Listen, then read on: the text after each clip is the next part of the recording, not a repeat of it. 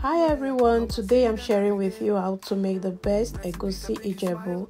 So first of all, you are going to roast your Egusi until it is slightly brown like so. This part is very important, please do not skip it.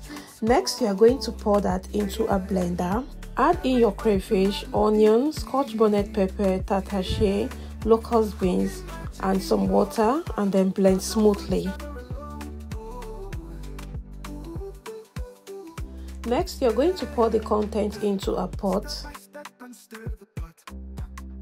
Mind you, it must be very loose like this. Now you're going to cover that and allow it to cook for about 10 minutes. After 10 minutes, you're going to open that up, stir and add in some oil and any protein of your choice. Here I'm using goat meat. After that, you're going to cover it up so that the egusi and the goat meat will marry each other very well.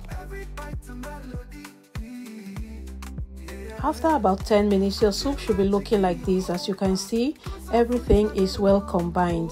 Now go ahead to add in your seasoning and some salt and stir that up together to mix very well.